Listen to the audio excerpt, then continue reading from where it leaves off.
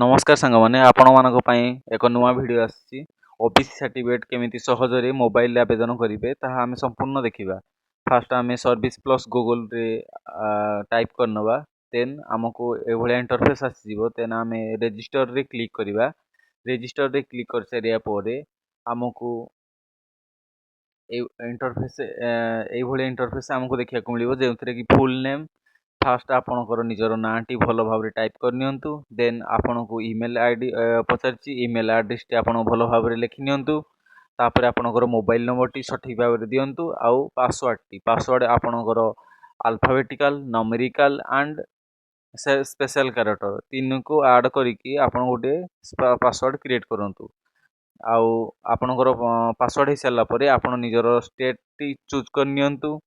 ଦେନ୍ ତାପରେ ଆପଣଙ୍କୁ ତଳେ ଦିଆଯାଇଥିବା କ୍ୟାପ୍ଚାଟିକୁ ଭଲ ଭାବରେ ଦେଖିକି ଆପଣ ରାଇଟ୍ ସାଇଡ଼୍ରେ ଥିବା ବକ୍ସରେ ଏଣ୍ଟର କରିନିଅନ୍ତୁ।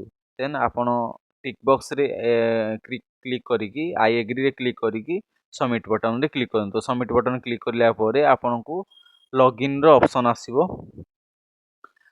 ଲଗ୍ଇନ୍ ଅପସନ୍ ଆସିଲେ ଆପଣ ଡିଟେଲ୍ ଭାବରେ ପୁଣି ଯେଉଁ ଦେଇଥିବା ମେଲ୍ ଆଇଡ଼ି ଯେଉଁ ନୋଟ୍ କରିଦେଇଥାନ୍ତୁ, ଆଉ ଯେଉଁ ପାସୱାର୍ଡ଼ଟି ଦେଇଥିବ ଆପଣ ସାଇଡ଼୍ରେ ନୋଟ୍ କରିଦେଇଥାନ୍ତୁ। ସେଇ ପାସୱାର୍ଡ଼ଟି ପୁଣି ଏଣ୍ଟର କରିବାକୁ ପଡ଼ିବ ଆପଣଙ୍କୁ ଲଗ୍ଇନ୍ କରିବା ପାଇଁ। ଏଇଟା ଆପଣଙ୍କର ପରମାନେଣ୍ଟ ଆଇଡ଼ି ପାସୱାର୍ଡ଼ ରହିବ, ଯେଉଁଠିକି ସବୁ ସାର୍ଟିଫିକେଟ୍ ସବୁ ଯେକୌଣସି ସର୍ଭିସ୍ ପ୍ଲସ୍ରେ କାମ ଆପଣ ଏଇ ଲଗ୍ଇନ୍ ଆଇଡ଼ି ପାସୱାର୍ଡ଼ ଦ୍ୱାରା ଆପଣମାନେ ଭବିଷ୍ୟତରେ କରିପାରିବେ। ସେଥିପାଇଁ ଏଇ ଆଇଡ଼ି ପାସୱାର୍ଡ଼କୁ କ୍ୟାରି କରି ରଖିଥାନ୍ତୁ। ତାପରେ ଆପଣ ଲଗ୍ଇନ୍ ଆସିଯିବ ଏଇଭଳି ଭାବରେ। ଆପଣ ଲଗ୍ଇନ୍ ଆସି ସାରିଲା ପରେ କ'ଣ କରିବେ ନା, ଲଗ୍ଇନ୍ ଆସି ସାରିଲା ପରେ ଆପଣ ଆପଣଙ୍କ ନିଜର ଲଗ୍ଇନ୍ ଆଇଡ଼ିରେ ଆପଣଙ୍କର ଇମେଲ୍ ଆଇଡ଼ିଟି ଆଡ୍ରେସ୍ଟି ଦିଅନ୍ତୁ। ଆଉ ପାସୱାର୍ଡ଼ରେ ଆପଣଙ୍କର ଦେଇଥିବା ପାସୱାର୍ଡ଼ଟି ଏଣ୍ଟର କରିନିଅନ୍ତୁ। ପାସୱାର୍ଡ଼ ଏଣ୍ଟର କରିସାରିବା ପରେ ତଳେ ଦେଇଥିବା କ୍ୟାପ୍ଚାଟିକୁ ଭରିକି ଆପଣ ଆଇ ଏଗ୍ରିରେ ଟିକ୍ ବକ୍ସ ଉପରେ କ୍ଲିକ୍ କରିକି ଆପଣ ଲଗ୍ଇନ୍ରେ କ୍ଲିକ୍ କରିନେବେ। କ୍ଲିକ୍ କରିସାରିବା ପରେ ଆପଣମାନଙ୍କ ପାଇଁ ଆଉ ଏକ ନୂଆ ଇଣ୍ଟରଫେସ୍ ଟାଇପ୍ର ଆସିଯିବ। ଏଣ୍ଟର ହେଇଯିବ ଆପଣଙ୍କ ଡାଟାବେସ୍ରେ। ଏଇଠି କ୍ଲିକ୍ କଲା ପରେ ଯଦି ଏଠି ଏମିତି ଆସୁଛି ସ୍କିପ୍ କରିନେବେ। ତାପରେ ଆପଣଙ୍କୁ ଆପ୍ଲାଇ ସର୍ଭିସକୁ ଯିବାକୁ ପଡ଼ିବ। ଯେଉଁ ଆପ୍ଲାଇ ସର୍ଭିସ୍ ଦେଖୁଛନ୍ତି, ଆପ୍ଲାଇ ସର୍ଭିସରେ କ୍ଲିକ୍ କରିବା ପରେ ଆପଣଙ୍କୁ ଭ୍ୟୁ ଆପ୍ଲିକେସନ୍ ଅଲ୍ ଆପ୍ଲିକେସନ୍ରେ କ୍ଲିକ୍ କରିନେବେ। ତାପରେ ଆପଣଙ୍କୁ ଏଠି ସର୍ଚ୍ଚ ଅପସନ୍ ଅଛି। ଏଇ ସର୍ଚ୍ଚରେ ଆପଣ ଟାଇପ୍ କରିନିଅନ୍ତୁ। ଆଇଦର ଆପଣ ଖୋଜିକି ବି ମଧ୍ୟ ବାହାର କରିପାରିବେ। ତ ଆଇଦର ଆମେ ଏଠି ଟାଇପ୍ କରିନେବା ଓବିସି ସାର୍ଟିଫିକେଟ୍। ଓବିସି ମାରିଦେଲା ପରେ ଆପଣଙ୍କୁ ଏଇଭଳି ଭାବରେ ଆସିବ। ତା ଉପରେ ଆମେ କ୍ଲିକ୍ କରିନେବା। କ୍ଲିକ୍ କରିସାରିବା ପରେ ଆମକୁ ଅପସନ୍ ଫର୍ମଟି ଆସିଗଲା ବର୍ତ୍ତମାନ ଭରିବା ତାକୁ। ଆପଣ ଫାଷ୍ଟ ଦେଇଛି ଆପଣଙ୍କର ନିଜର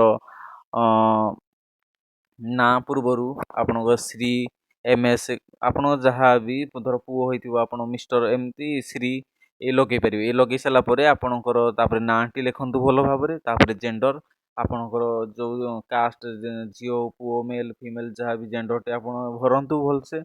ତାପରେ ଆପଣଙ୍କ ମ୍ୟାରିଟାଲ୍ ଷ୍ଟାଟସ୍ ଅନମ୍ୟାରେଡ଼ ୟା ମ୍ୟାରେଡ଼ ତାକୁ ଚୁଜ୍ କରିନିଅନ୍ତୁ। ତାପରେ ଆପଣଙ୍କର ଏଜ୍ କାଟାଗୋରୀ କେତେ ଏଜ୍ ରହୁଛି, ଏଜ୍ଟି ଆପଣ ଭଲ ଭାବରେ ଭରନ୍ତୁ। ତାପରେ ଆପଣଙ୍କ ବାପାଙ୍କ ନାଁ, ମାଆଙ୍କ ନାଁ, ଆଉ ତାପରେ ଆପଣମାନଙ୍କୁ ଆସିଯିବ ଆପଣଙ୍କର ମୋବାଇଲ୍ ନମ୍ବର। ଆପଣଙ୍କ ଏଇଠି ଯେଉଁ ମୋବାଇଲ୍ ନମ୍ବର ଦେଲେ ବି ଚଳିବ, ଆପଣଙ୍କ କଣ୍ଟାକ୍ଟ ଥିବା ଦରକାର ସେଇ ମୋବାଇଲ୍ ନମ୍ବର ଅନୁସାରେ। ତାପରେ ଆପଣ ଭଲ ଭାବରେ ଆପଣଙ୍କର ନିଜର ଆଧାର ନମ୍ବରଟି ଦେଖିକି ଆଧାର କାର୍ଡ଼ରୁ ଭଲ ଭାବରେ ଟିକେ ଫିଲ୍ଅପ୍ କରିଦିଅନ୍ତୁ। ଆଉ ତା ପାଖକୁ ଅଛି ଆମର ଇମେଲ୍ ଆଡ୍ରେସ୍। ଆପଣ ଯଦି ଇମେଲ୍ ଆଡ୍ରେସ୍ ଦେବା ପାଇଁ ଇଚ୍ଛୁକ ତ ଦେଇପାରିବେ, ଆଇଦର ନଦେଲେ ବି ଚଳିବ, ଆପଣଙ୍କ ଉପରେ ନିର୍ଭର। ଇମେଲ୍ ଆଡ୍ରେସ୍ଟି ଦେଲେ ଆପଣଙ୍କ ଏତିକି ସୁବିଧା ଯେ ଇମେଲ୍ଟି ଆପଣଙ୍କର ସାର୍ଟିଫିକେଟ୍ଟି ଇମେଲ୍ରେ ଆସିଯିବ। ଦେନ୍ ତାପରେ ରିଲିଜନ୍ କ୍ଲିକ୍ କରିନିଅନ୍ତୁ। ତାପରେ ନେକ୍ସଟ ପ୍ରୋସେସ୍ ଆପଣଙ୍କୁ ପଳେଇବ ପ୍ରେଜେଣ୍ଟ ଆଡ୍ରେସ୍। ପ୍ରେଜେଣ୍ଟ ଆଡ୍ରେସ୍ରେ ଆପଣଙ୍କର ଫାଷ୍ଟ ଡିଷ୍ଟ୍ରିକ୍ଟ ଚୁଜ୍ କରିବେ। ଦେନ୍ ସବ୍ ଡିଭିଜନ୍ ଆପଣଙ୍କର ଯେଉଁଠି ସବ୍ ଡିଭିଜନ୍ ଥିବ ସେଇଠିକାର ଚୁଜ୍ କରିନିଅନ୍ତୁ। ତହସିଲ ତାପରେ ଆପଣ ତହସିଲ ଚୁଜ୍ କରିନିଅନ୍ତୁ। ଏଇଠି ଦେଇଛି ଦେଖନ୍ତୁ ଭିଲେଜ୍।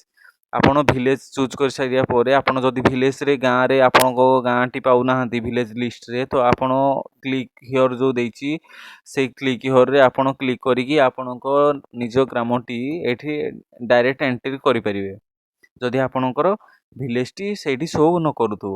ଯଦି ଶୋ କରୁଛି ତ ଭଲ କଥା। ଦେନ୍ ଆପଣଙ୍କର post office, police station and pincode ଏଇ ତିନିଟା କମ୍ପଲସରି, ଏଗୁଡ଼ା କମ୍ପଲସରି ଭରିବାକୁ ପଡ଼ିବ ଆପଣଙ୍କୁ।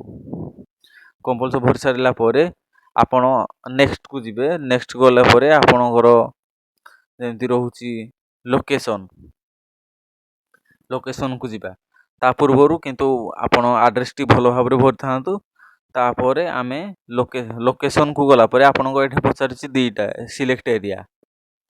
सिलेक्ट एरिया रे आपण दुईटी ऑप्शन देखा मिलूँ गोटे हूँ अर्बान आउ गोटे हूँ रूराल रूराल अर्बान आपणकर सहरटी जो रूराल थिले रूराल क्लिक करनी तापर आप डिस्ट्रिक्ट ब्लॉक आउ ग्राम पंचायत आउ विलेज ये भल भाव देखिकी आपणकर ग्राम ये डिटेल्स टी भरी नियंतु भर सारापर ये इच सबमिटर तापर इच सबमिटर इज तो आज सेम आज आप्लिकांट जदि आपको 18 वर्ष हो जाइथिबो तो आपण येस करेंगे जदि 18 वर्ष न धर 17 वर्ष हो 16 वर्ष हो तो आपण को आप्लिकांट आपण तो आप्लिकांट हेले किंतु एठी सबमिटर नेमटा आपणकर बापा जी गार्डियन आपणकर बापा हो माँ हो ग्रांड मदर हो ग्रांड फादर हो जी भी आपणकर गार्डियन तांकर एठी नाटी दियंतु नाम देला पर आपण फोटोटी एठे 20 KB रु एभो करिके आपण फोटोटी एठी देइपारिबे तापर पर्पस आपणकर जदि हायर स्टडी करछंती किबा कोनोसी जॉब लेटर ऑफरेंस पई पकोछंती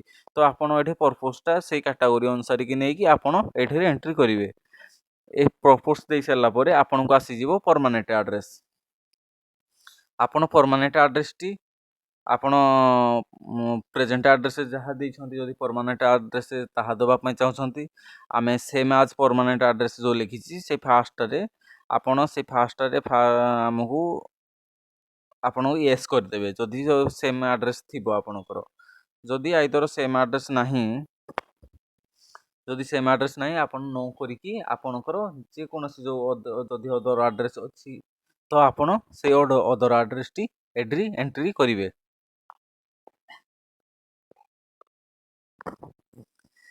एड्रेस टी एंट्री कर सारा पर आपण पुणी से आपण रूराल कि अर्बान एरिया रूराल होती से एड्रेस टी पुणी थे आउ थे भरी नियंतु ए भर सारा पर आपण ये पचार पर्सन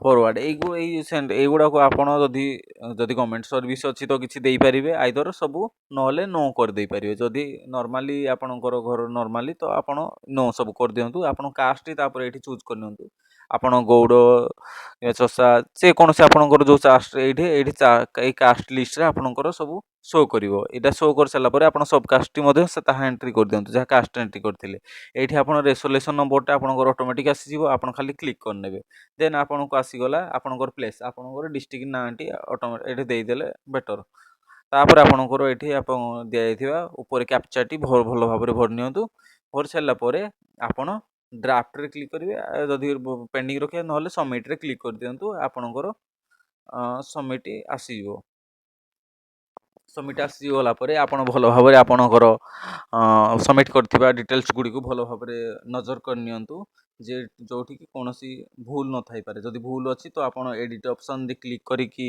बैक जाई परिबे जदि एडिट नाही तो आपण भूल किसी नाही तो आप डॉक्यूमेंट रे क्लिक कले आपण को नेक्स्ट स्टेप को जीवो नेक्स्ट स्टेप को गले आपण को आइडेंटिटी प्रूफ पचाछि एठारे मन रखंतु आइडेंटिटी प्रूफ रे आपण माने आधार कार्ड देबे आपण को बापा को आधार कार्ड देबे तापर जदि आपण को जेजे बापा को नाम रे जमी पट्टा भी अछि आपण जेजे बापा को नाम भी रिलेशन प्रूफ देखिया को पड़ियो आपण को से अनुसार आपन को तापर डिक्लेरेशन जदि डिक्लेरेशन फॉर्म आपन को पाखरे कोठी अछि तो नेट कैप कोठी आपन नै के आसी परिबे जदि डिक्लेरेशन फॉर्म दरकार आपन को कमेंट बॉक्स रे कहिले मु आपन को शेयर करि परिबी तापर आपन को आरओआर आपन को जमी पट्टाटी एठी एंट्री करिवे आउ जदि किसी अदर रिलेटेड डॉक्यूमेंट अच्छी जमी प्रीवियस सर्टिफिकेट किसी भी आपंकर डॉक्यूमेंट अच्छी तो आपड़ ये एंट्री करेंगे तापर सेव आनेक्सर रे आपड़ क्लिक करके आप डाटा टी क्लिक कर सबमिट करदे। Thank you.